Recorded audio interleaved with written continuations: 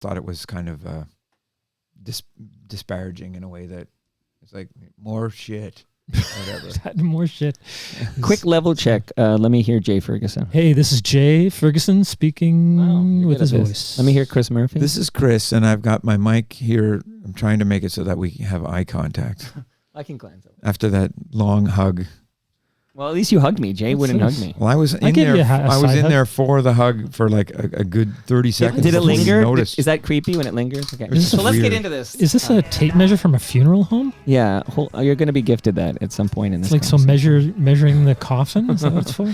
Insert joke here. Okay, let me pause the new album based on the bestseller, and let's actually start this thing because I got a special treat off the top here. I got some nice gems for you. Okay. Let's do it, boys. Here we go. Am I recording? Yes, I am. Here we go. Here we go again.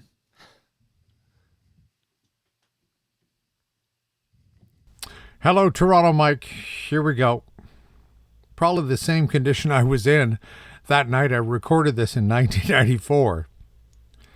Would you please welcome to Toronto Mike's Mike, Sloan. What up, Mike? Toronto. VK on the beat. Check. I'm in Toronto where you wanna get the city love. I'm from Toronto where you wanna get the city love. I'm in Toronto like we wanna get the city love. My city love me back for my city love. Welcome to episode 1769 of Toronto Mic'd. Proudly brought to you by Great Lakes Brewery, a fiercely independent craft brewery who believes in supporting communities, good times, and brewing amazing beer. Order online for free local home delivery in the GTA. Palma Pasta. Enjoy the taste of fresh, homemade Italian pasta and entrees from Palma Pasta in Mississauga and Oakville. Toronto's Waterfront BIA. We talked about the Waterfall Festival in yesterday's episode. It's this weekend. It's next weekend. Check it out. Blue Sky Agency, the official distributor of Silent's quiet, comfortable, and customizable office pods. Create sanctuary within your workspace. RecycleMyElectronics.ca. Committing to our planet's future means properly recycling our electronics of the past. And Ridley Funeral Home. Pillars of the community since 1921. Today, returning to Toronto Mic'd, it's Jay Ferguson and Chris Murphy. Hello. From Sloan. Mike. What? Hey, Mike, thanks for having us. Honestly, I'm honored you're here. Every time I get to talk to members of Sloan, I'm excited. So thank you for making the trek. You bet. What did you two think of the cold open? I had to find them in White Rock. Shall I contextualize that for the people at home? So that was... I don't even know his real name. I forget. Neil Morrison is his real name, but we'll call him Brother Bill. I think of him as Brother Bill, and that was from August 5th? Something like August, that. 1997. 1957. 1995. Good Lord. 1995 at the what was now called the Budweiser stage, which was then called the Molson Amphitheater, and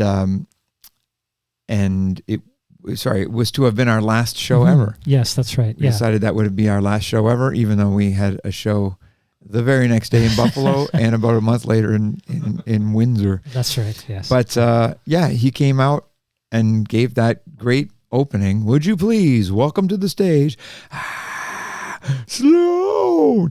But the thing was, after he said that, so that's captured from a video tape, and he said, Sloan, and then about 5 minutes later, we turned up, and we all had like armfuls of pedals and chords. Yeah, very disorganized. It was extremely disorganized. Probably the most disorganized performances at the Molson Amphitheater. And there was no one kind of at the helm, and no guitar tech. 13 Engines had just been on for about an hour and a half, right. So we had to play for about 30 minutes, and they wouldn't stop. Anyway, they were fine, but whatever, they wouldn't stop. But so that was to have been our last show ever, and it was fun and cathartic and all that stuff, but it was bittersweet. But then we were kind of going again proper within a year, though it was kind of a gradual process. That's right. But the funny thing about that audio is we eventually used that on our next album, which was sort of our comeback record on Murder Records. And the beginning of it is at the top of the album and leads into the Good in Everyone. And then you hear crowd noise at the end of the Good in Everyone. And that's sort of Chris's joke that's just the crowd noise playing out. You know, we still hadn't started Right, because there's 5 minutes gap. I know. Yeah, that's not even edited. Because unedited, yes. Brother Bill. So thank you to Brother Bill for. Thank you. Yes. I think he had a rough night last night, and late last night he cobbled that together. I gave him my vision. I said, "Here's what I want you to do like that," and he did it. So thank you to FOTM Brother Bill. But it's and thank you for doing it. That was a thoughtful thing to do. Yeah, Thank him for doing it this year, and thank him for doing it in the. At the time, it was 1994. we were able to, we used it on our 1996 record, and it's a truly kind of iconic opening. It's true, and a few years ago, I guess 2016, we were doing the One Chord to Another kind of anniversary tour. We were playing the album front to back, and we would play that tape, of Brother Bill doing that announcement, and then we would kick in. So iconic. You got to hear his voice from coast to coast. Amazing.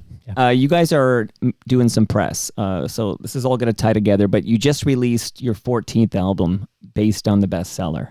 Yes. So maybe before I read some lovely notes that came in around this album, but how does it feel now that it's in the wild? I mean, I was playing it on the live stream before you arrived.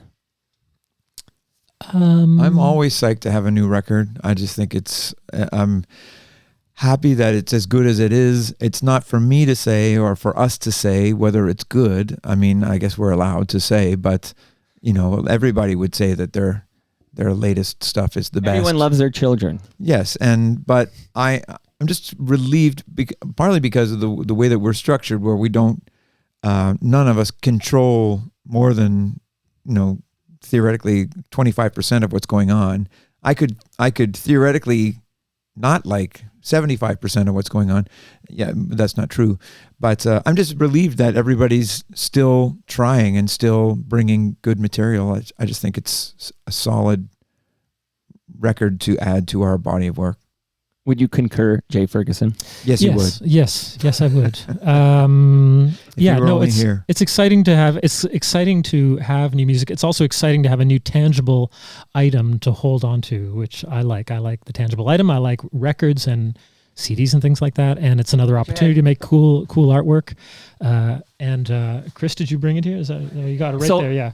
This is radio, but podcast. Okay, so this is live. This is all tied live together. Gifting. Listen, so I had a correspondent. Is this on camera somewhere? No. Yeah, well, there's a camera on you right here. Did you see me sleeping earlier? Oh yeah. Oh gosh. I had a correspondent at Chorus Key for the performance last night at 6:00. In fact, let me just get you a couple of notes here, and then already I have. You have a hard out? Like, is there and that's a very corporate term I'm using right there. But is there a time by which you must leave this basement? Well, I want I'm not threatening to take the sun to be up. I do have a car rented by the hour, but because I just realized there's a lot of ground I need to cover here, and let me just start by reading the note that I got from a gentleman named Jim. If you're just praising us for like an hour, that's fine. But it's mostly praise. To be honest. You get critical, I am out of here. Look, I'm even wearing the band's T-shirt. That's how big a fan I am. Yes. I'm wearing my Sloan shirt. Okay, I got to wear it for the Toronto tree photo. This is from Jim Romanko. Hey, Jay and Chris. I was able to briefly see you guys play last night at Sugar Beach while promoting your new album. Good luck on the upcoming tour. Unfortunately, I had to leave after only one song to attend TMLX 20 at Great Lakes Brewery. That's the GLB brew pub at Jarvis and Queens Quay. You can blame Toronto Mike for that one. And I'll revisit this in a moment, but he says, in 2018, I saw Sloan in concert at Dundas Valley Montessori School. I was not entirely convinced it was legit, even after I saw Sloan written on a sandwich board out front. But then I saw your tour bus parked nearby. It was a great show in the small gymnasium. What is Sloan's connection to Dundas Valley Montessori School? I guess it's, often we play shows in Hamilton, and there was a gentleman who was promoting shows who ended up doing them at that Montessori school, and it was in a gym, and it just made for a unique, fun, all ages venue, and we just kept returning there. Dundas is lovely. It's a lovely small town in the Golden Horseshoe. Absolutely. And it was just a great opportunity to play in a fun venue. And also backstage, all the sinks are about up to my knee because everything is there. So you're bending over. You ever been in like Jay likes to feel like a giant. Yeah, exactly. Well, the urinals and the have you ever had to go to Pete visiting your kid's teacher or something? And those urinals are like really short. Yeah, they're short. Okay. But anyway, was there another story to that promoter? Only just that our friend Dylan Hudecki also worked there for a time, and we know him from, he played in By Divine Right. He has an act called The Dill, and he called me the other night and said, hey, do you want to go I got free tickets to see the B-52s in Devo and Lehman Lovitch. And so I went with him, and we had a fun time. What did you think? Because I have some friends who went who said Devo was very good and the B-52s were disappointing. Well, I would never say that about them. Like I think that they are a band of people from outer space and people who are brave and openly gay from the South, and I just think that they're cool beyond. They showed footage of them, on Saturday Night Live in 1980 or whenever it was, and it brings me to tears. Like, they're so cool looking, and you cut back, they're standing in front of that footage and they do not look young or that spry, you know what I mean? So, but they did that. I would never criticize them. I think the main criticism was that they only played an hour and there was no encore, and they felt like maybe other stops on this tour got like an hour, 40 minutes or so. I wasn't there. Well, there were 3 acts. I think they played long enough. Okay. And they're also, how old are those guys? Are they 70? Are they 68? Right. Well, it sounds like a cool show. I wish I was. It was cool. Devo was great. And I had never seen either of those acts before. And Lena Lovitch, about whom I know nothing, people were being receptive to her too. I would have feared that she would just be falling on deaf ears, but people were into it. All right, so we're going to get into it, but just to clarify something Jim wrote in that note, that's why I wanted to lead with it, is that just I a did coincidence. talk to that guy. Yeah, but that was mentioned Ian you. Service. Oh. He was in a Byway shirt? Yes. That's Ian Service. Okay, so he was also at the event. So, and I was there. I was trying to see if I could catch your attention because I had to be at 6 o'clock at my own event. So it was just a weird coincidence. Before I knew you guys would ever be playing at the Chorus Key there by Sugar Beach, I had planned a listener experience at the GLB Brew Pub, which is down the street, Jarvis and Queens Key. Oh, that's why everybody left early. So I was wondering why everybody was walking away. everybody just made the way to the. Please call us next time. They seemed want to host an torn, event. at least, but they did leave. But Ian did tell me at TMLX 20, which was fantastic. Thank you to everybody who came out. He told me he invited you guys after your performance. He said you guys could come to GLB Brew Pub and I would buy you a beer and get you some grub. But none of you took him up on that invitation. This is the first I'm hearing of that. Right?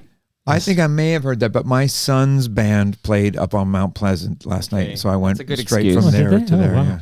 Okay, what's the name of your son's band? They're called Borealia, and they played at the Smokehouse. That's cool. How old's your son now? Ribs. 18. That's my older son. Well, my son who plays music. Okay, that's cool. Francisco. That's cool. All right, so another quick note. We're going to get to based on the bestseller, and then I have some historical questions for you. I have some audio. There's a diehard listener who sent in a clip, and you might recognize his name, or at least you'll know his former band. But Sven CDN wrote, "Oh, nice. I'm a huge Sloan fan, and they're always a great interview." No pressure to you guys. Looking forward to the new album, which leads to my question. Given albums are expensive to make and difficult to make substantial revenue from, what drives them to create new music?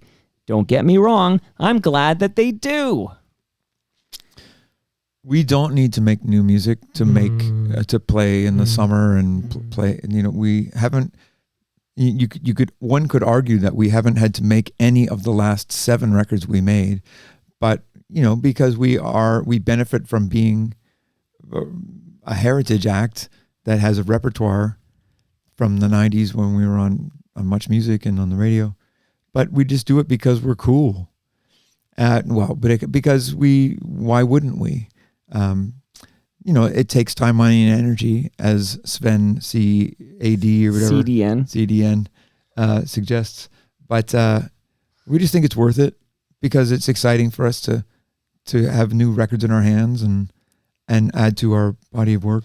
And luckily, I mean, I do feel like we do have enough of an audience that has followed us along, and there's new people joining all the time. And I think it is good to make new music. Chris is right. You know, we don't need more songs to play an outdoor festival in the summer, but I think there's value in it, and I think there is, without sounding like the business side, but I think there is still money to be made from. We're lucky enough that we have enough of an audience that will buy our records and buy shirts and buy tickets that are related to a specific tour for a new album. So I think we're one of the bands that's fortunate enough that has an audience that is still willing to absorb some new stuff, and it makes business sense for us as well. I'm glad you're still making the new stuff, because there are I know some legacy 90s bands I still listen to, but they don't record anymore. Like, it's like you just get the greatest hits, if you will. Another band that I do appreciate putting out new music that I quite like is Lowest of the Low. So I just want to shout out Lowest Low, because they're still pumping out new material that sounds very good. And your new album, based on the bestseller, your 14th album, sounds very good. So here's a note and some audio from a gentleman named Rob Pruce. Do you know the name Rob Pruce by any chance? Yeah. Who's that again? He was a keyboardist with Spoons. Oh, what? And then Really? Honeymoon Yes. Suite. Oh. Oh, wow. Is that right? know. Okay. And he's going to be actually in this basement on October 1st. So that's for toast. Rob Pruce, good guy. I'll Turned write 60 the other I'll day. write him a note here. Send him a note. You know what? Right on the wall. Maybe get a Sharpie right on the wall. No lies. Maybe I Chris already Murphy did. was here. Okay. Yeah. But he wrote, and then I'll play what you sent. He wrote, I'm headphone listening to the new Sloan album based on the bestseller, top to bottom, to prepare for your chat. Love it, in all caps. He's loving it. But can I just play a little audio he just sent me like a half an hour ago? So this is actually Rob talking to you two. Okay, so I'm listening. I just listened to the new album, the new Sloan album, and I love it so much. I mean, I just am really enjoying it. And the last song I love, because there's a chord that I freaking love, and I had to figure it out and learn the song. So I'm gonna just play it, and I'm gonna show you, because it's just one of those chords that as soon as it hits me, I don't know what it is. It's magic. Anyways, it's this song I already know. Right, so first of all, you get that great piano intro. What? Which is reminiscent of my favorite. Yeah. Oh, yeah. We It's a love little that. ABBA We thing, love but you that got a nice. too. Okay, so then the chords. Nice. I'm Beautiful. loving this.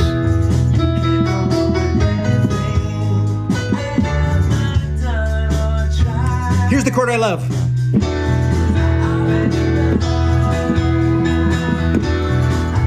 It's a D over an E bass. It's like a...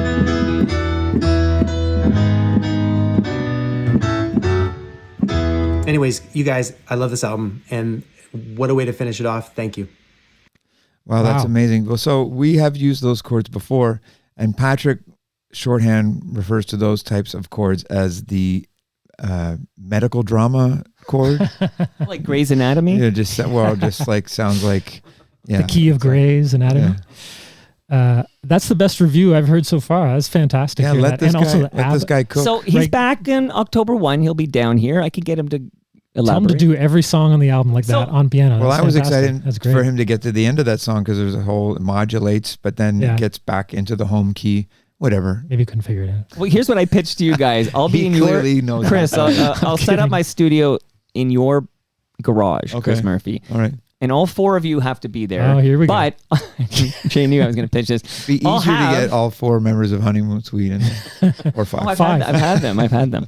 So I would like to have Rob do that for every song. Like he'll do that tearing part. He's a piano prodigy. He was on way before Spoons as like a 14-year-old. He was on CBC as this piano prodigy. He's quite a talented musician. Are you conspicuously saying Spoons and not the Spoons? You know what? I'm not sure. I asked Gord Depp once. I said, "Is it Spoons or the Spoons?" And he says either or. So I don't know if there's a wrong answer. But what do you guys say? The Spoons? Well, the thing is, there was a band called Spoon. Spoon. Yes. Yeah.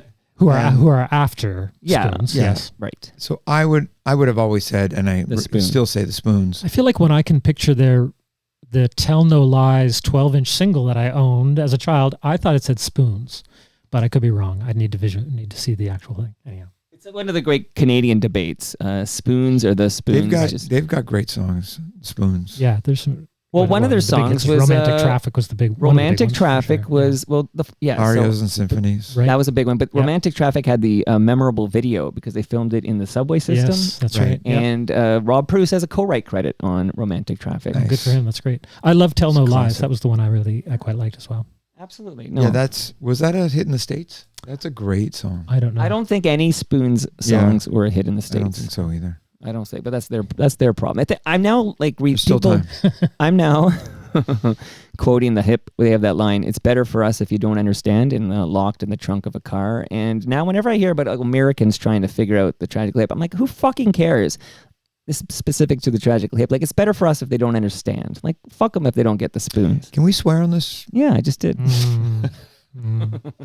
All right. Well, we'll get back to the States later. Oh, the other thing I loved about Rob was the ABBA comparison. I think that's good. Apt. That's pretty high praise right there. Yeah. That's, He's working right now on Mamma Mia. Oh, really? no way. The Wow. Broadway show. So he's got ABBA on the brain. I Cool. think, here. We're fans for sure. Now, a little, again, I have another interesting note about another song on the new album, and I have some I'm going to play a little bit of, and questions I mentioned. Historical Sloan questions for my mockumentary I'm actively working on. But can you tell the masses about this garage sale you have every year? So I attended for the first time. I don't know how I missed it, but Why don't you tell people what it is? Okay, so there's a literal garage sale where people can buy vinyl and some you can buy I bought the t-shirt I'm wearing now at this garage sale, which is at Chris Murphy, your garage in West Toronto. Mm-hmm. And I guess you would publicize it via your Instagram page, for example. I know there's an active Sloan thing. That's kind of all we do. How many years have you been doing this garage sale? We've four done or four so far. Yeah. Okay, it was amazing. I thought it was amazing to be there. It was a long lineup. So, but it was a bunch of people I recognized and knew, and it was just a really good crowd. And I just want to point out, because I noticed this at Chorus Key yesterday as well. It's not just old farts like me. Like, I noticed there's a lot of youngsters kind of excited to get their Sloan shirts and to meet you guys. And I noticed that yesterday when I went to see you at 5:30, but couldn't make eye contact with any of you. Well, yeah, the garage sale is just something we did. In the first place, we did it because we had to get rid of our rehearsal space and storage space at the time, and we just had so much stuff. We threw a lot of it in the garbage, to be honest, but we had a lot of it. It's like, oh, I didn't know we had this box of never heard the end of it or whatever. Like we had, so we're like, oh, let's have a garage sale. We had like rolls and rolls of posters and things like that, like more than we would need just for our own archive. You know, we have 200. Like, should we keep 50? You know, and sell 150? And we also had the remnants of 30. Of the Twice Removed box set that came out in 2012. We didn't have the physical boxes, but we had all the contents. So we made these Twice Removed tote bags and put all the contents in it. So it was like a limited edition, 30 only, that we sold for, $100 or whatever. But it was Chris's idea to, originally I was like, oh, we'll just put these online. But then he thought like, oh, let's have a garage sale. So originally it was about getting rid of stuff. And then as it continued, like next year, well, we should have some new stuff. So we started manufacturing stuff for each new garage sale, basically. So it's like a pop-up store that we do each year. It's like a little record store day of just us and Murder Records kind of friends, but it's also like a little, Sloan convention. Yeah. And I kind of work the line, and Jay does the transactions, and the other guys fill in the gaps. Or so I was hanging around that laneway, and I saw such famous Canadians as Mo Berg. He came by with his boy. Yep. And I didn't expect to see him because I didn't even know he was in town, but I saw Stephen Page. Little Stephen, yeah. And I met his wife, Matt Murphy. Yeah. Like, I didn't even know Matt Murphy lived here. Oh yeah, he lives just down the street from me. Yeah, I couldn't believe it. And on that note, I do want to offer my condolences, because since you were last here, Chris Murphy, I know Henry Sangalang passed away. Right. Well, Jay and I both played with Henry prior to Sloan in our group called Kearney Lake Road. Yeah. So it was horrendous. But I went up to he had on his, so I forget when he died, early in this year. But in June, on what would have been his birthday, June 1st, right the day after that garage sale, Matt and I flew up, and we did a couple Flashing Lights songs, and Steve Pitkin and Gavin Deanda.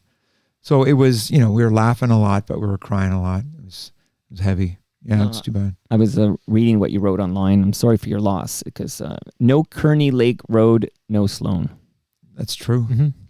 And I will just a side note. I saw a guy the other day. There's a group that also have a record coming out today called Absolute Losers. They're from PEI, and we've kind of befriended them. And when I was at their last show here at the Baby G in Toronto, I saw a guy that I knew, that we both knew, Jay and I, we knew from the Kearney Lake Road days, and his name is Chris Vauture, and he said, I have all these old negatives of early Sloan and Kearney Lake Road. So I went over to his house, and he had kind of like a big shoebox full of stuff, and he gave me a bunch, and I scanned a bunch of Kearney Lake Road stuff and early Sloan. It was great. So I was happy to have all that stuff. That's cool. When we alluded off the top, we talked about the last show in 94. Here we are talking in 2025. Well, that was 95, but it is 95. Yeah, okay, so, yes, but this is an even number after that. That's so a good round number. Okay, but remind me, and I know this because I've chatted with all of you, but Andrew Scott was the impetus behind the "we're done." Like, he just said, "I'm moving to Toronto because I fell in love." No, he wasn't saying he was done. He was just, but he did move, and I was pissed. I was just like, well, now what are we gonna do? What about the band? He just, he rightfully or whatever, prioritized his love relationship, but I was too immature or whatever. I was like, what are you doing to us? Do you realize that we were given such an opportunity? We were signed to Geffen. We live in the middle of nowhere. We don't know anybody except for the Jellyfish Babies, who made a record, and they made probably 300, and 250 of them are unsold. Like, we have a chance to do something. So I was mad. And so he didn't want to quit. He just thought he could do it all. And, I was impatient. And, other groups were coming. Eric Strip was so good, and Hardship Post just moved to town, and they were so good live. And I was just in a rage the whole time. I was like, they're getting so good, and we suck. And, I remember we went down and played New York, and we played a bunch of songs on stuff that ended up on Twice Removed. And I just thought we were terrible. And we were just unrehearsed. And anyway, so I basically thought that we were going to basically it would come to a head, and it would be like, we would either kick him out or force him to quit or whatever. And I was just already mad that was going to happen. And I'm just such a romantic. I was just like, well, I don't want that. But then after kind of sucking it up for the better part of a year, I was just like, well, if I have to forgive the fact that he moved away, even though it wasn't anything against me. It was just something else he was doing. And I just had to sort of accept that. And it's just like, well, if we can keep all of us interested, let's go. And I was going to play a clip from Andrew Scott, and that's why I introduced him there, except now you said the G word, Geffen. So I just want to read another question I'm curious about. Did you get David Geffen? And here he is. So, as you guys know, since you were each here, you were here separately, although your last appearance, Chris, was with Stephen Page. So people can find a Jay Ferguson episode, you can find a Chris Murphy episode, you can find a Chris Murphy and Stephen Page episode, but you can also find a Patrick Pentland episode. And this question says, I would love to hear Chris and Jay comment on Patrick's dissatisfaction with Twice Removed and his thoughts that they should have made something more like Weezer's Blue album, assuming they'll respond as Andrew did, but it would be good to get them all on the record. What did Andrew say?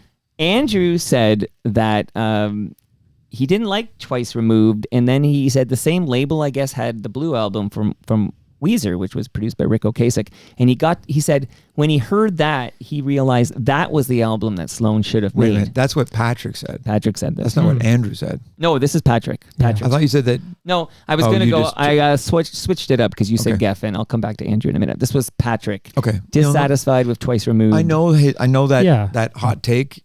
I don't think it's that weird. Like, maybe we should have strategically, but that was we all liked the Blue record too, but we just we thought that Twice Removed was a cool about face. But admittedly, the dynamics of the band that has become, or hopefully always was, open to all ideas. But I think at the time, Jay and I probably ruled it a little bit more, or there were rules about what you could and couldn't do, rules that we kind of broke once we kind of got to one chord to another. I think at the time, there was, once Nirvana was signed and then our record had come out and stuff like that. And I just feel like there was like a glut of noisy guitar bands that were coming out. And it just felt like what was once exciting now just seemed like the middle of the road kind of thing. And from my perspective, the kind of record that maybe the songs that I had, I would have liked them to sound like would have been a little bit different. And I think there were other references instead of My Bloody Valentine and Sonic Youth and things like that. Maybe we were referencing things like the third Velvet Underground album or Fleetwood Mac, just a sort of different set of influence. And I thought like, oh, this would be a fun way to make a record that will stand out from the pack. And maybe people will appreciate that more. But, I do think that I think Patrick is kind of right. Like we probably at the time, because Twice Removed was not necessarily accepted by Geffen, the guy who signed us, Todd Sullivan, was aware of the record we were making all along. But when it went to the marketing department, they're like, we signed a band that sounded like Smeared. This is something completely different. And we understood their perspective, but we stuck by our guns and like, just put this record out. But, we sort of were aware of what we were getting into. But in hindsight, Patrick is not, you don't know. Hindsight is 20/20, of course. But Patrick is not incorrect saying that maybe we should have made Twice Removed for our third album, and maybe we needed another kind of album that sounded like Smeared to perhaps cement a reputation or a style first before we diverted from it. Is it true, Jay, that Geffen wanted you to re-record the album Twice Removed? I think they had told, Chip, who was our manager, he went to LA and was at the marketing meeting, and I remember he called us afterwards. And I think there was a notion like, would you be willing to re-record some of this? I think maybe make it more, crunchy? au courant. Yeah, exactly. Or something like that. I don't know if there was any question about the songs themselves, but I think it was more perhaps the production and the style, and it didn't really sound. But ironically, the moment while we were recording Twice Removed, Crooked Rain by Pavement came out, and to me, I was jealous of it. I was like, wow, this sounds cool. But when I listen back, like Twice Removed shares a lot more in common with Crooked Rain, which got a 4.5-star review in Rolling Stone. It has a lot more in common, I think, or Twice Removed has a lot more in common with that than Stone Temple Pilots or something like that, or whatever. I just want to say of that, when Jay rightfully references, the Velvet Underground third record or Plastic Ono Band, we were into that, but like Patrick was never into that. Yeah, sorry, I don't mean to speak for everybody. No, I mean, whatever. I don't mean to call you out, but I just mean, Patrick's point is like these were the influences of Chris and Jay, and maybe somewhat Andrew, but Jay and I, had been playing music together since '87, and even little things like Andrew was born in '67, Jay and I were born in '68, Patrick's born in '69, so he was the younger guy, and when we, maybe I've told this story before, but like when we kind of let Patrick loose, basically, or when he let himself loose, with specifically with The Good in Everyone and the big guitar solo in that, we were still, having trouble letting go of the reins in a way. It was just like, Jesus, listen to this. I remember when he was recording that, and I was like, "Oh my God, what the heck is that?" That doesn't sound like. Talk to him. No, I remember lying on the floor and just watching him. But the way it turned out, it's fantastic. The Good in Everyone is excellent, and that I love it. I think it's great. And whether or not we love it, and we do, I think when somebody said, "What's the archetypal Sloan song?" To me, it's that. And ironically, that was the thing that I thought was getting away from what we set out to be. Mm-hmm. But I just mean like just allowing him to do that, and just allowing it to also be his band. Mm-hmm. That was an important step to have done. And it's, another reason that we're still here. And also, a reason that, that Patrick was able to have the confidence to write the songs that, let's face it, have made us the most money. Mm-hmm. Yeah, I mean, we all saw the iced tea ads. I don't know what you're talking about. But But Patrick already had written "I Can Feel It," and I don't think that he was felt like under the gun to make it a certain way. Although he might say that I've worried now that he wanted it to be bigger guitars. This is for Twice Removed, and I also think that "I Can Feel It" is as good, or that might be the best Sloan song. Yeah, it's great in the catalog. It's fantastic. All right, I need to drill in a little bit in the way that you guys create your albums. Like, so and it's smeared and then everything since. So the latest album, everybody, based on the bestseller. We will get back to more based on the bestseller chatter. But Andrew Scott, I'm just going to play a minute of Andrew in this very basement earlier in 2025, talking about how you guys collaborate, and then I'll have a follow-up question. So that's kind of the perception out there, is that the four of you bring songs to the table for albums. Like, that is the perception. Like, that's how we do. But that's not necessarily how it was when Smeared was coming together. It was a lot more. There was a lot more. Say, Chris would bring a lot more songs to the table, and everybody would just kind of fall in. However, it seemed like it made sense, and there was no real roadmap that we had, like in terms of aesthetic or there were the bands that we were all kind of influenced by at that time. A lot of alternative bands from America or UK or whatever. But then there was also, everybody kind of agreed on the Beatles and the Who and stuff like that. So we were just having fun at this stage. There was no expectation from any of us that this was going to turn into anything other than, maybe we'll play a show or two and make a cassette tape and give it to our friends or whatever. Like, we never thought for a minute that we'd still be doing it today and making a living off it. Okay. So I guess my question is, it sounds like, and you guys can tell me if you agree, but it sounds like when Smears came together, it was like the four guys in a room kind of maybe working together. And it sounds like every album since then is everybody brings songs to the room, and then you work it out. I'm wondering, why did that collaborative style change? If it did change. Well, part of it was that when Andrew moved, then we were making demos, and I would play the drums, and maybe we would send him a tape of here's what we're working on, and then he might send a tape of what he's working on. Certainly for when we did One Chord to Another, the third record, he was living in Toronto. We were actually broken up at the time, or we hadn't been writing together. We had been playing some shows, but we hadn't really written together in over a year. And then Jay and Patrick and I were getting together. I was playing drums. I had seen Supergrass that summer, and I was really into that style of drumming, that guy Danny, and I was playing all the demos kind of like that, and we were sending them to Andrew. Then he came down for Christmas and banged out all the drums in one day, and kind of copied my style, but made it way better because he's amazing. And I don't know what my point is, but sorry, we had all kind of just been writing separately, and we were just encouraging. Yeah, so yes, we did a lot. It was a lot more jammy, but really, before we even made the second record, we weren't living in the same town anymore. So that's just kind of how it evolved. No, we made a concerted effort to make sure that we all played our respective instruments when we made our seventh record, Action Packed. But you could, and which is fine, and I like it. I think it's good. But you could also argue that it is kind of the most unidimensional of the records.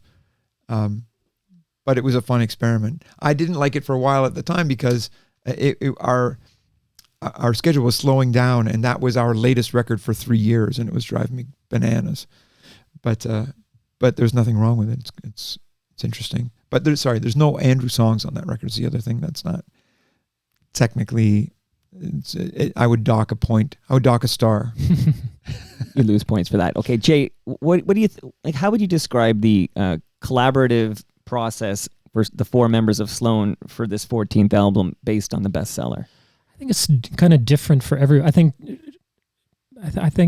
I would say for Chris's songs. Well, Chris is here; he can speak for himself. But maybe he would work out a lot. Pretend he's not here. Yeah. So that guy, I would say he probably has a lot of parts worked out for all of the elements of his songs, like the guitar part, the bass part, vocals, like probably his demoed harmonies and things like that already. Andrew on his songs, he'll often play all of the instruments, but then get. He knows all his parts, but then he'll get Chris and perhaps Gregory, who plays keyboards and records with us. Gregory McDonald will come in and put harmonies all over the place on Andrew's songs. Patrick, it's different. Patrick is very insular. He has specific. He's the guitar player, one of the guitar players in the band, and he's very particular about the way he wants his to sound and the bass and everything. And he's usually making pretty fully formed demos, and he'll record guitars at home and bring them into the studio. So he can be very particular like that, and he'll get harmonies and stuff. For me, I'm particular, and I know what I like and what I want to hear, but I will lean on Chris, or I'll give my demos to Chris ahead of time, or hoping that he would listen and just be like, oh, I like this, let's pursue this song, or you know what, that don't use that chorus, just switch. What? Which has never happened. I've never said I liked any of this. Yeah, that's true. Yeah, so I've had to fight to get my songs on the album. I hate this one the least. Yeah, that's right. That's what usually comes out. And also, I really don't have great bass ideas. I like Chris's bass playing, so I'll say like, what do you want to do? And he takes the time to come up with a cool bass part. I'll listen to arrangement ideas, and he'll come up with good harmony stuff. So I feel like for my songs, I tend to feel like I collaborate with Chris, or will listen to what he has to say. And Andrew played drums on one of my songs this time. Chris played drums on the other two. It's sort of that switches around. So anyhow, it's very insular, each one, but with different degrees of involvement of other band members. And I like to think that sometimes I'm not open-minded, but I like to think I can be open-minded about certain instruments that I'm not great at, harmonies and bass playing and stuff. There was a drum approach to the lead track, Capital Cooler, that we arrived at after, and you had already kind of gone way down the road of demos, and you're like, oh, I don't know. That's true. And you kind of got whatever. I was excited about the different drum beat and the Susie Q beat, and the song he's talking about is Capital Cooler, which is the first song on the new album, and originally it was just like a straight rock beat throughout the song, and we were jamming on it at a sound check one time last fall, I guess, and I think Gregory was even on the drums for a minute, and Chris was playing the bass line, and I feel like Gregory couldn't hear the guitar, but he could hear the bass. And I feel like the drum pattern that he came up with really went along with Chris's bass part that I thought was great. And I was like, oh, I don't know if that goes with the guitar and all that stuff. And it was kind of a beat that it wasn't especially my thing, but Chris was excited by it. Chris was excited, Gregory. And Andrew, I was also like, do you like this? Like, he was like, well, it's kind of a different thing that we don't play all the time. And this is more fun to play. So I just sort of said, okay, well, let's pursue that. And I like it. To your credit, you went with the enthusiasm of the others. Sure. I mean, it's hard to fight upstream if you're like, this is going to be great, and everybody's like, I don't want to do this. I would like, I like to think that I will, that I would appreciate the enthusiasm of the others, or the push in a certain direction that would make it fun for everybody. But you also like the other thing it's you don't want to be shooting down people's ideas either. I'd like to think that we spend enough time. I like to kind of get in and get my ideas in to everybody's songs, and but I don't take offense if they're not done. Sometimes I think you're dumb. This is a good idea, but I know that it's not up to me. But I like to. But I get in with everybody. Like you're good. You let me play bass and sing all over these things. Patrick is a little more guarded. Like I'll say something and then he might just immediately say no. And then I'm like, well, maybe if he waits a week, he'll think about it. So he was cool about it too. And Andrew writes in a weird way where he just writes a bunch. He'll write a whole song. He'll have it all figured out, and he doesn't know what he's going to sing on it yet. Like it doesn't have anything to do with any kind of melody. I'm like, what are you going to sing over this? And like, yeah, I don't know. What? And sometimes I'll email him ideas, and he's like, oh, that's a good idea. And he'll just take it from there. Okay. And whatever. I'm not taking credit for it. I just trying to turn him on to something. It's like, this is exciting. Like, what if you did this? And he's like, oh. So he's good about going with it too.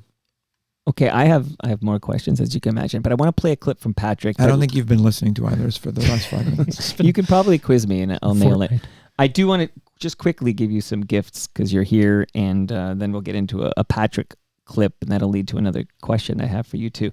But Great Lakes Brewery did send over some fresh craft beer for you. Since you didn't drop by the GLB Brew Pub at TMLX 20 yesterday, they sent over some beer for you to bring home with you today. Nice. Thank you very much. Did they send a hamburger? Where's my hamburger? That's at Jarvis and Queens. Okay, Quay, I'll go pick it up. 11 Lower Jarvis Street. I also have in my freezer upstairs a large beef, well, a meat lasagna. It's beef, but frozen lasagna from Palma Pasta. Oh, I've had that before. It's really good. Jay, did you get one last time you were here? I did. I got it. I got one last time. Thank you very much. Did you enjoy it? Yes, thank you very So much. you're going to enjoy it again. So, and let me just take this opportunity to tell everyone, including you two, that the next Toronto Mic'd listener experience, which will be the 21st TMLX event, is happening the last Saturday of November. So that's November 29 at noon at Palma's Kitchen in Mississauga. So show up. We're going to do a live recording. If either of you showed up, you jump on a mic and say hi to everybody. We'll all be in a festive mood, I'm sure. And Palma Pasta will feed everybody, and I will bring fresh craft beer from Great Lakes. No charge. Just come out, enjoy the afternoon at Palma's Kitchen. Again, November 29 at noon. Be there. What day of the week is that on? That's a Saturday. You should be doing Palma Sunday. Is that too Catholic? Oh, that's I was raised Catholic. There's I know time to- about there's the time to Palma, move it. the Palma Sunday. That's a good idea. I'm going to raise that with the Pachucci family. Absolutely. And you Jeez, guys were don't playing. You can have Don't like mention my name. Brian De Palma movies in the background. Yeah. There you go. See, you guys are creative. I have, you guys were playing with the measuring tapes. That is courtesy of Ridley Funeral Home.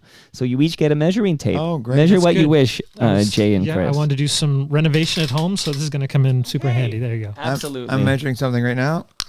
Okay. And I'm done. I won't tell the listenership what Chris just measured. I can't believe he took it out. Okay. There was a camera on and I wasn't. It was Below the fold, though. Oh. Patrick had this to say, and I'm going to play it for you. It's about 90 seconds, and then you're each going to react to this. Sloan's got 4 guys going at it. Do you think it works against you that you don't have one front man, like REM's got one guy in front? 100%. That's, of course, the music business isn't built for 4 people. You can't keep going back to the friggin' Beatles. That's my problem, is like everybody keeps acting like that's something that you could do, or maybe do, where you do.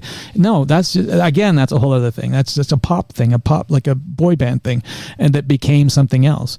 But like with, yeah, you need to have like no label is prepared for a band. No major label in America and the US gave a shit about a band with multiple singers. They just want a star. They want to push the Scott Weiland or the Chris Vedder. Cornell or the Eddie Vedder. They don't want to push the friggin' bass player or the you know what I mean? Like, and with us, it was like, no, we want to be taken seriously. There's 4 of us. I 100% have said a bunch of times, I really wish we just put like Chris up front and just get him to sing, because like it's for label or whatever. I pushed against it for a while. I didn't like the fact that, like, when we were with Sony, I felt like he got a lot of favoritism that really bothered me, because I had written songs that were being played on the radio, and then they were, giving him so much attention. But at some point I realized, oh wait, I remember what had happened was, like, he was being asked to go to The Edge to show them how to play Money City Maniacs.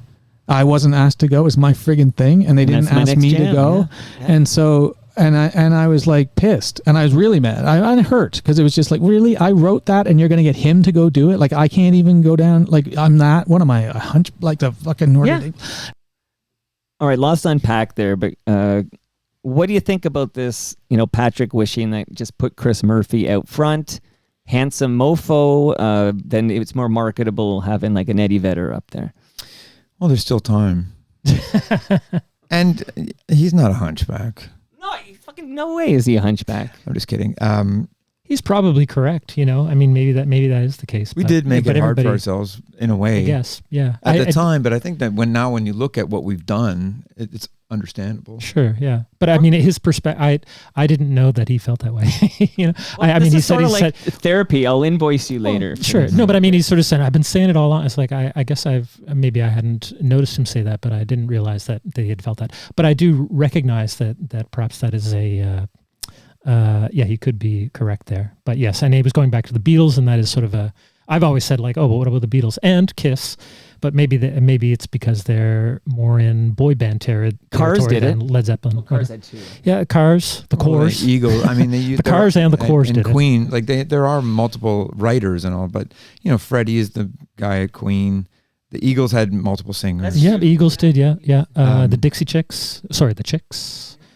Did they all sing? I can't remember. No, Natalie Maines when they became big, it was just Natalie Maines up front. I think that's what helped them break, I think. Okay, so I just disproved my own theory. I think so. Forget, I didn't say that. I just saw the Lilith Fair documentary. So right. And I just had on, Paula Cole was on earlier this week. So there's a lot of Lilith Fair talk on the show. Mm-hmm. But, Nice. why wasn't Sloan playing Lilith Fair is what I want to know. Well, the local rabbits backed up Nico, I think. Did they? Did they really? Maybe. I didn't know that. Prince showed up actually as well. He showed up and played with Sheryl Crow. So there you go. I went one year. I saw Emmylou Harris. She was that's really, cool. Really, really good. Yeah, that's wonderful.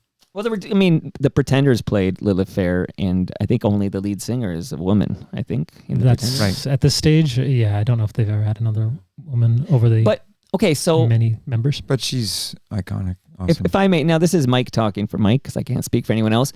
I'm glad you didn't just, we're going to make a big change for marketing purposes, so maybe we'll make more money from some big, like the fact that you all sing, to me, is amazing. Like, I fucking love it, but I do understand, like, the Tragically Hip, all the songs were sung by Gord Downey, but I mean, they didn't break big in the States either, but geez, I think it's cool what you did. Like, it's artistic and it's like, and you have integrity, and I'm glad you didn't remake Twice Removed too. Like, you guys show a lot of integrity, but I do find it interesting that if you could go back in time, maybe post-smeared or something, and just I'm just picking on you, Chris, because he picked on you. But well, I mean, realistically, does he wish that when we made One Chord to Another that I had stopped him from playing that guitar solo and I said, maybe I should sing that? Like, do you think that he would have said that's a good idea?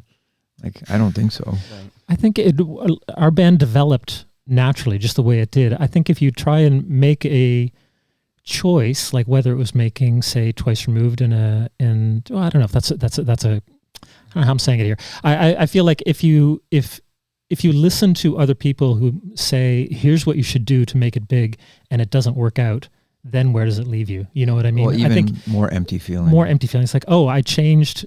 I did something that was unnatural. Our band was 4 singer-songwriters. Yeah. It's like, okay, well, I mean, maybe that would be great, but if we did that and it was unsuccessful, it's like, oh crap, maybe we should have stuck to our own path. Or what if Twice Removed became a massive hit in America by our own, sort of stubbornness and just wanting it to be released as it didn't. But I think you sort of have to follow your own path. I mean, there's so many bands that we know that even were on Geffen who, made a record and then went to the marketing department. It's like, oh, can you do it again? Like, we need one more single, re-record the whole album. Then they do that. And like, I don't know, get another producer, do it again. Like on your 3rd album, then they release it. They're like, okay, it's good now. And nothing happens. Right. Like, can you imagine how frustrating that 4 years of wasted time to not even get the success that you're promised because of someone else's opinion? That's happened to a couple of bands that we know. And so what do you do? Well, the other thing I was going to say is like when the idea of our story being, we told Geffen where to go because they wanted to re-record. Had it just been me, I would have said, yes, sir. Like, I was just like, I can't believe we're here. Like, I'll do whatever it takes. I don't want to go back to being a messenger porter at the VG hospital. But, we had each other to be brave, and we had a manager to help us be brave, who was an arrogant, very smart man, but also he loved telling people to fuck off. And I think it's his favorite part of the job. But we had a supporter supporting Todd Sullivan. The thing is, like, Canada was also welcoming a new Sloan record. When we talk about Twice Removed not doing great, I mean, it wasn't massive. It went gold in Canada, but it wasn't. We're talking about the United States, basically. 100%. Yeah. We had a bit more of an in-home support system in Canada for sure. But it also, like, I think Twice Removed went gold after One Chord to Another, maybe. I think it was an initial kind of failure. That's right. Yep. But not in. I don't think it was a failure. I think it sold more than Smeared did at the time, but still. I think it was a perceived disappointment. But whatever. Perhaps. Like, that's right. Yep. We're a critical darling, though. Yeah, and then beloved. I mean, and then I could get into the idea of, like, is it beloved because it was a commercial failure? Is that what critics really like the most about it? Is it commercial poor showing? I mean, that's not how I really. But also, it wasn't like such a. Also, in my mind, it wasn't such a commercial show. It sold better than our first record. Maybe it didn't live up to expectations, but I understand what you're getting at. But I don't think it was a complete tank to resurrect. Well, I'm not here to prove that anyway, and I think Twice Removed was great. The thing is, the main components of, like, you can ask me anything and I'll try to come up with an answer, but we are still here, and I don't regret really anything. I mean, we could have done something that maybe would have made the money that we've made over the past 30 years come in a year, and then would we have been happier? Like, but we don't even. But I mean, and my argument is, how do you know that? You would never know that. Like, what could you do? Maybe you would do something that someone would tell you to do that, but that's not always a guarantee. Well, what I'm saying is, like, even if we had, let's just say we made $1 million in 1994, or millions, we did make millions of dollars, but it took us 30 years. But you know what I mean? Like, we've been milking it, but and luckily, we like working. If you get all your money in the first couple of years, maybe you don't make a 14th record. Well, you definitely don't. Well, I want to explore so we've this. remained hungry. We've been getting, we get enough validation to continue, but we never get so much validation that we can retire. Right, that's my job. It's kind of. I kind of want to explore this idea that you're intact, like a foursome. That when does Sloan list off? Do you also have listed there a list of bands that have been together, same that are still active? Do you have that like list? You guys? I'd be disappointed if you don't. You too? Yes. Although they had a recent tour without one of the members. It was the Sphere shows. Yeah, right. It's called the Biodome. But here, so to introduce this, because I do want to talk. Logan's Run, I forget. the Renew. Yeah, I believe so. Sloan's birthday is in 91. Yeah, is that fair? Okay, so we're almost at 35 years of you guys being intact, the original lineup. It really is no small feat. I just get to throw the mic back to Patrick for a moment here. Okay, just one last. This is my last What's Patrick he mad clip. at now? So I just is want he to in the closet and he's saying this right now? Here we go. But you guys have 35 years of the same. That's what I've been saying the whole time. Like, this is no small feat. Like, that's awesome. It is. I don't think you don't think it's awesome. Well, I mean, it's not like. I mean, we have done things to try to keep everybody happy, and Sure. we don't always get along. But yeah, no. I mean, the idea would be if somebody had left and then somebody else comes in and then there's another drummer and then or another bass player or another guitar player and then like it just becomes about a couple of people who are left behind and it's not really the same thing. And I think it would be different if like can you name me the bass player in Maroon 5? No. So like, but they may be the original guys too, but they're not writing songs and singing songs and doing things like that. That's why it's different for us, is because we're 4 front men fronting 4 different bands within the one band. If it was just somebody playing the keyboards in the background or something, it might not be as important. But it's very important for us because if one of us, if I left or if Andrew left or something when we've been unhappy, it wouldn't be the same band anymore. It wouldn't be the same band. Like we could go out and do it. We could get a new drummer or a new guitar player or a new bass player, but like it just wouldn't be the same thing. So it is very valuable, even as friends too, because more than friends, we're like family. We're like brothers or cousins. Like we don't always get along, but like you sometimes have to just they've definitely given me space at times when I've needed it, and then that's helped to keep things together. I think sometimes you just have to step away from people. How's everybody getting along these days? You guys are like brothers, right? I was laughing just when he said brothers or cousins. I thought it was a funny. He demoted you. Like, yeah. He's like, well, brothers is a little close. Let's make it cousins. But it does. And again, I'm just reading between the lines that through the years, you're not all going to be on the same page with everything. That would be ridiculous and impossible. But how are you guys getting along as you release this 14th album? Fine. Yeah, it's good. I don't know. I mean, I guess we haven't been out on the road, but I guess we do a lot of summer shows and we've been together and whatever. Just everybody seems excited about, the new record or, interested in the new record. And, we get together and rehearse and I don't know. It seems fine by me. Sure. I mean, I don't know. I guess you could get really specific or something like that, but I think we're luckier than a lot of bands, I think. I don't know how to take stock of that, but I do feel a feeling that I had as early as one chord to another when Andrew was, in my mind, kind of threatening to be out of the band, and then he sent songs that, in my mind, made me feel like he wanted to be there, and I feel like the songs that everybody have have contributed makes me feel like they're all still interested.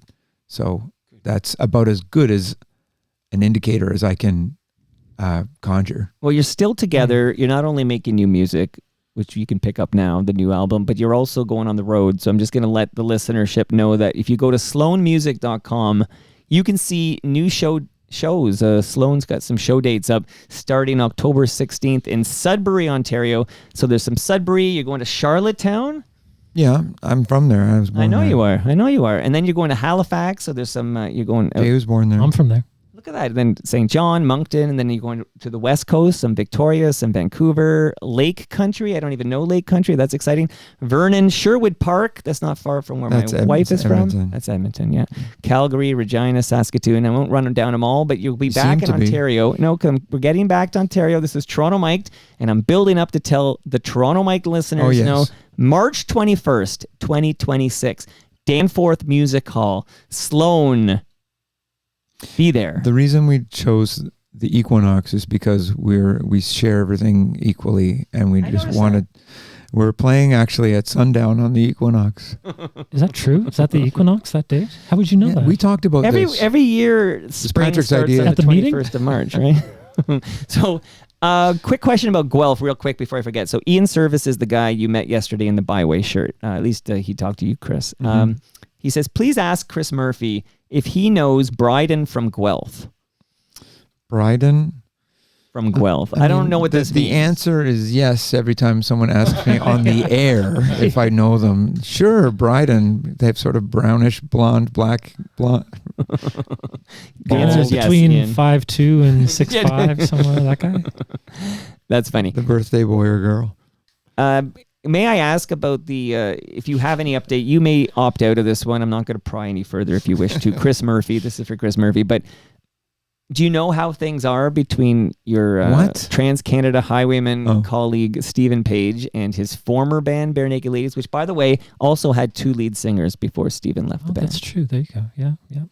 Do I know how? Do you have any update on any regard? I know last time you were here, you had Stephen beside you. I just wondered if there was an update on any potential thawing in the Bare Naked Ladies Stephen Page relationship. Well, I mean, how dare you?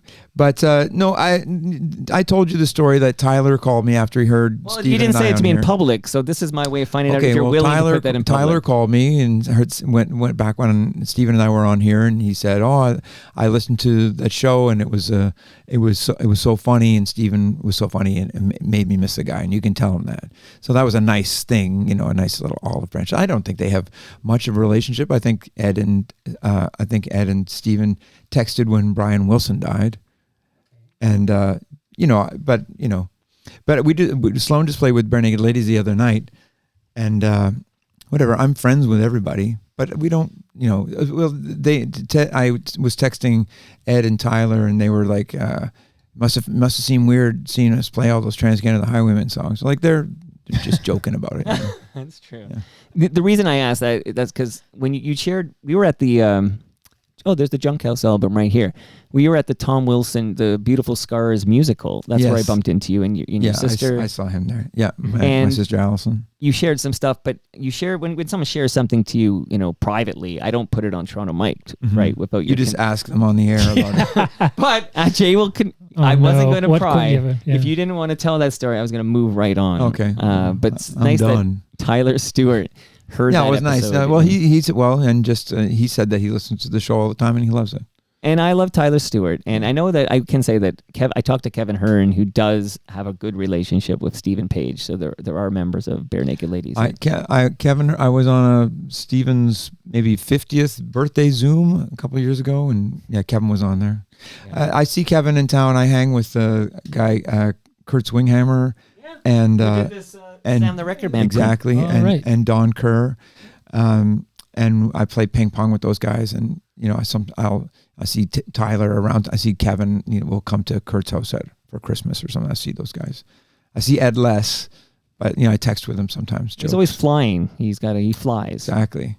He's up in the air right now, probably. Movie Vigilante wrote in, I saw Sloan perform at a wine festival years ago, and Chris stopped mid-song because he witnessed a man punch a woman near the stage. He summoned security to apprehend the man before the band continued. And now he shares that story, then he asks... That sounds horrible. And I don't even know gender of Movie Vigilante. Why do I assume this is a he? But this person says, what is the craziest thing they witnessed while performing on stage? Do you have a good one? Maybe that was it. I don't know. Well, maybe this isn't the right answer, but Jay got a full glass of beer in the sternum one time. In Kingston. I think that maybe just seeing that coming towards me was probably the most unusual thing I've seen. We got beer canned off the stage at Memorial University in St. John's.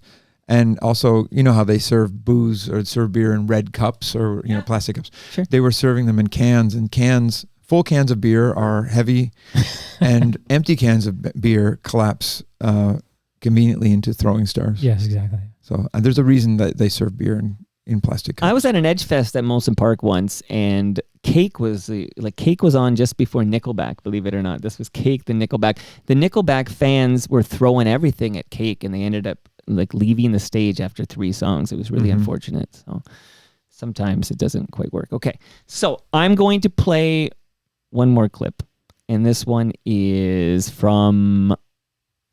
I'm going to save it. This is from Andrew Scott. Here, let me confirm for you guys that on the live stream, Rob Pruce has said all the albums just said spoons. None of the albums said these spoons. Oh, really? Okay, that makes sense. Yeah, exactly. Have him back on. Thank you, That Rob. was the best part. It's been all downhill since then. I'm telling you, when we do that garage episode, I can fantasize about here. Great. Cam Gordon runs a Instagram account called Track Changes. Do you know him, Chris? He said he's met you 100 times. Cam Gordon's a good guy. When or did they start paying attention to the SloanNet mailing list in the mid-90s? And did they ever use SloanNet convos for free market research or vibe checks? No, sorry, I don't have my dictionary here. Can you tell me what a vibe check is?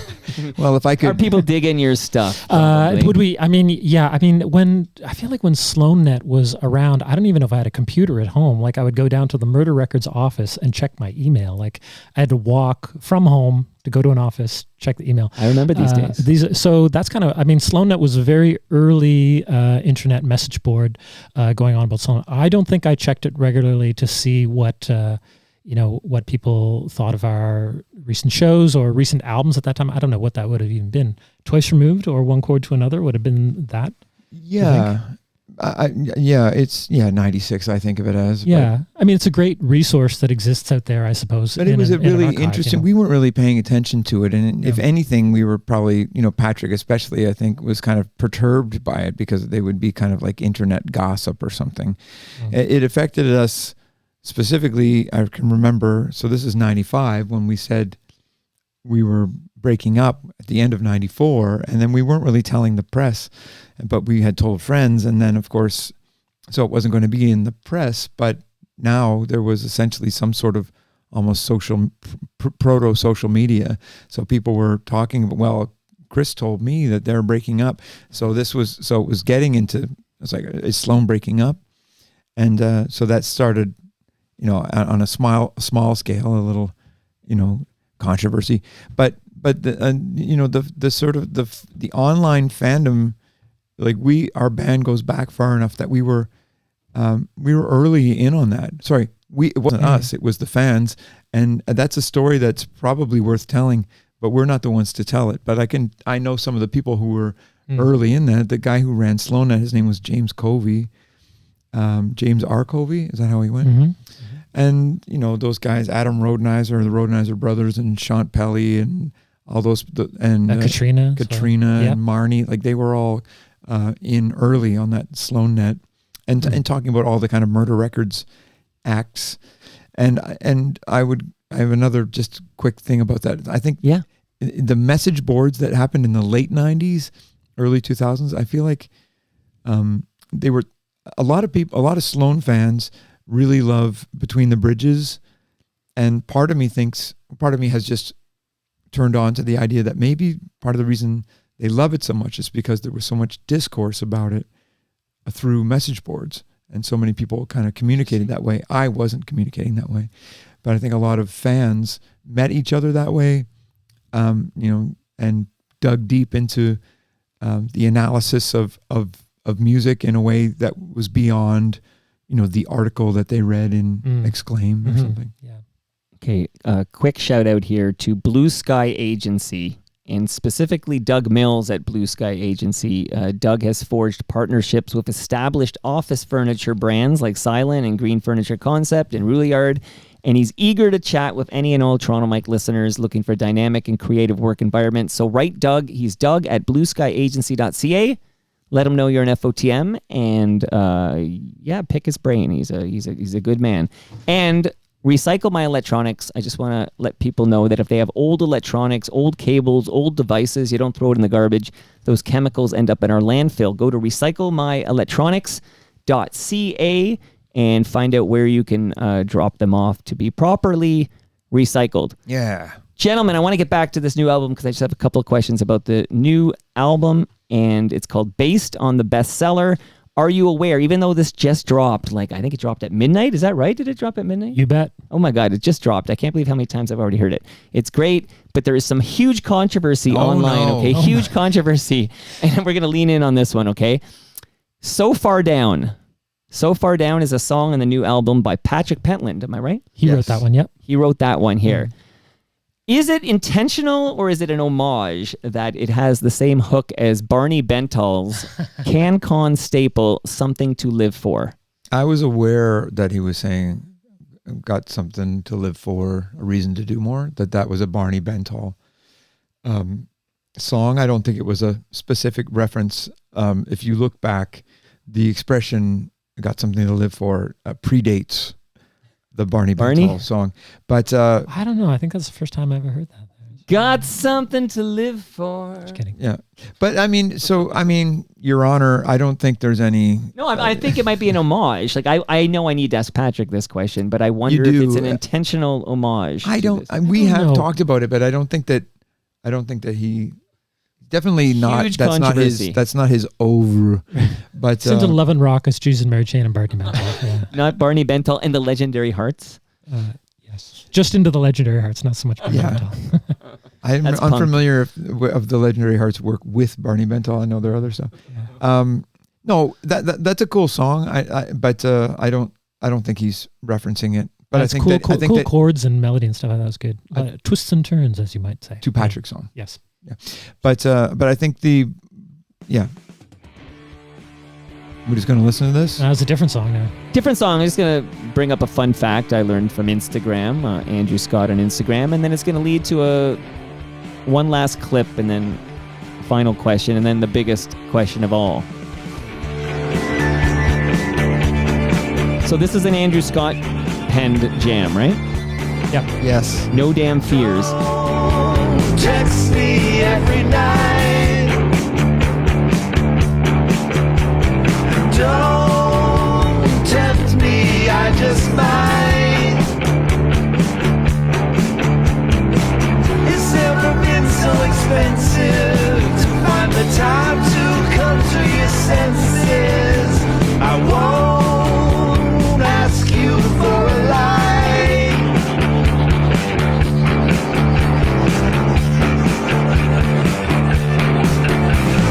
Black surf on an ocean warming, running into the fire. No damn fears.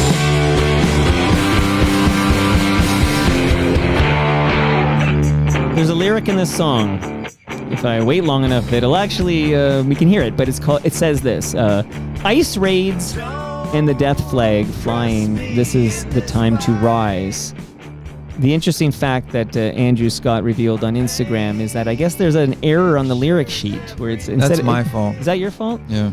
I wondered if it was an intent. I didn't know if there was any fear. I don't know what the vibe is. Well, yeah, I thought about that later too. It's like, maybe it's good that we didn't write it properly anyway. No, it's I wrote out all his lyrics of what I thought they were, and I wrote it to him, and I said, "Is this correct?" And he corrected me in a text. and I just had a whole bunch of different corrections. Jay would have sent his corrections in an email. I didn't get to it. And when he told me that, I think he didn't really realize it until it was on streaming, and then he was reading it and he's like, oh God, this is all wrong. And he's like, is it too late to change? I was like, oh my God, yes, this stuff is printed. But I apologized to him and to his face and in an email. But it's so it's worth making a second. I think even in second pressing. I think you have off the top. I got a typo on your song too. Oh yeah. I think What typo did you get on your song? I don't know. It's It's like less. so instead of two or some baloney, whatever. Doesn't matter. So the mistake here was I guess it says an ice race. Yeah, I didn't know what an ice raid was. Blissfully. Yeah. Well, on that note here, let me play my last Andrew Scott clip here. That's No Damn Fears off the new album. But this here, let me... Is it less than 4 minutes? It's 26 seconds. 26 seconds. Has Sloan reconsidered playing, some of these border towns like Buffalo? Sloan is one thing. I'm not going to the United States for the foreseeable future. Well, you're 25% of Sloan. Yeah, but I can't hold anyone else back from doing whatever one needs to do. But I'm personally not going to the States for minimum 4 years. So I actually played that clip for Ron Hawkins and Lawrence Nichols of Lowest of the Low, and then Ron let me into some that there was a plan to have a Sloan Lowest of the Low double bill in Buffalo. Mm-hmm. It was canceled for this very reason here. So is that right? Like during this administration, Sloan's not going to play the United States? We don't have a memorandum or whatever it would be, but we would have to. I don't think we can go without Andrew. So. Okay, he dropped a line in that episode. He said, there are great, lovely Americans, but he's not going to visit until you, and his line was, control your dogs, America. And I've been using it. Like, it's a good way to explain everything. Like, there's great Canadians, but he says, I'm not visiting your home until you control your dogs. Mm-hmm. That's Andrew. I mean, I don't know what to say about it. Like he said that, but yeah, sure. Okay, so there's no Sloan without all four members right now, is basically what you're saying. So if he's not going to play a show in Buffalo, then there's no Sloan show in Buffalo. Is that what I'm hearing? not so far. Okay, I'm proud to bring the convo to a complete stop there. You did it. I did it. Okay, one last. That was my goal this whole time. Okay, we're winding down now. Sorry for taking so long, but I've had these questions built up for some time, and I find the band very interesting, not just because of the longevity of the band, but how you have four frontmen, and it's a 25% each, and it's such a equal band. And so talented and so amazing, and I still love your music, so I'm so glad that you guys are here. This question came in from Tyler. He said, Andrew talked about Sloan time, this is in quote, Sloan time, in reference to the fact that you're all busy people with families, side projects, and other interests. How do you determine when it's Sloan time? And has it gotten harder to get everybody on the same page for when that time should be? Well, if by Sloan time he means getting everybody together, that's not that often. But Sloan time is almost all the time for me. I'm always working on something. I'm here. Sloan time right now for me. It doesn't make me unhappy or anything, but I just mean I spend a lot of time editing video and doing stuff, or what are we going to do next? And so I think about it all the time. Mm-hmm. And I do have other things on the go, but because part of having Sloan continue is to let people take time off. I can't push Andrew to do more than he'll do. And I get, he's kind of painted himself as someone who's like an immovable object, but whatever, he'll do some stuff. So sometimes, sometimes we need to make some money, but, you got a big tour coming up. Yeah. And we don't even have to go to the States, for example. It's not this calendar year. We wouldn't have gone to the States in this calendar year anyway, because we have lots to do. And, Sloan time for me is certainly every day, like part of the day. Mm-hmm. And, Jay and I talk a lot more than Andrew and I talk. We're always trying to think about what we should do next. What do you want to have at the garage sale next year? You can't have that conversation. Do you have that date yet? It'd be late May or something. Probably, yeah. But you can't have that conversation in April. Like, you have to think that, if you're going to manufacture vinyl, you got to, we kind of have talked about that already. Or there's always thinking about, like, what do you want to, I mean, even as well as stuff for the garage sale, just like, do you want to do another box set? When do you want to do that? What would be a nice new deluxe item for direct-to-fan kind of stuff? So there's always Sloan work to be done that's beyond the brand new record or press and stuff like that. So as Chris, there's always stuff to think about and plan for sure. So there's kind of running it in the present, new record, what can we do, touring, and then when we've kind of done all those things, then it's like spinning the plate of like, do we need to manufacture more twice removed records? Because we just, we're trying to we're like a small business, and we have, there are manufacturing issues, there are timing issues, should we be up-resing these videos? They look terrible, and this kind of stuff. But it's all stuff I enjoy. Yes, you're always on Sloan time. Even when you're doing stuff, because even when you're in Trans-Canada Highwaymen, you're singing Sloan songs, right? We're going to get underwhelmed, and we're going to get all these great Chris Murphy Sloan songs. So, Jay, you're always on Sloan Sloan time? I feel like I think about Sloan a lot, or other times just working on, I mean, I don't have kids like the way Chris does and the other guys and things like that, so maybe I have a little bit more free time to think about Sloan stuff, but also time to work on new songs, thinking about, would it be fun to release a one-off single or a one-off streaming song, or it'd be nice to have a stockpile of songs. If Sloan makes another record, I'd be kind of up and running a little more than just starting from go. If it's like, hey, we have to start making a new record next month, so there's always stuff to think about and plan for sure. I think about it a lot, and I enjoy it too. Like I like especially the reissue campaigns that we've done on all the limited edition things, and I think we have more stuff in the can that we can release. It's just about how to partition it out throughout the next few years. For the record, I'm also always on Sloan time. I just find you guys. We kind of need like a little light in all our rooms, just because Sloan time is on now, or something like that. Absolutely. Here, little bulb in the corner of your basement. You guys were awesome. I hope that was okay. We're okay. Chris looked like he got mad at me at some point at the end there. Oh, it's just good to see you. You got to give me a big hug after. What do you say? Big hug after this. Okay. Do you guys remember Mark Daly from City TV? I remember the name. Yeah. Hey. I was going to ask you, I was going to play so Rush had a big song called Subdivisions, as Chris Murphy just said. And I was going to. It's the best song. Never heard it. It's a great song, but I'm going to play it, like 10 seconds of it or less, where the music is down in the mix and the vocals are up in the mix. Okay, so here it is. How did you get this? Subdivision. In the high school halls. AI. In the shopping malls. Cotton farm. When we cast out subdivision in the basement bars. In the backs of cars. Do you believe? We're not done. Cast out. Any escape would help to soothe the unattractive truth, but the suburbs have. It's awesome. Do you believe that voice saying subdivisions? Do you believe that to be a sample of City Pulse News on City TV from Mark Daly? I thought that was true. Is it not? The band denies it. Really? The band says it's Neil Peart. I believe 100% in my heart of hearts that is Mark Daly. Well, in the video, it's Alex saying it. Alex lip syncs it in the video, for sure. But they say Neil's doing that vocal, and I believe it is absolutely a sample of Mark Daly delivering the news on City TV. I you concur, Chris Murphy? I do, but like I wouldn't put money on it, but I've always thought that. I like the story, and hopefully it's true. Everybody go to sloanmusic.com and find out when Sloan is visiting your town and buy a ticket or two, and make sure you pick up the new album, the 14th album. It's called Based on the Bestseller. Thank you both for my vinyl copy. I'm going to maybe bring it with me for my picture with you at the Toronto Tree.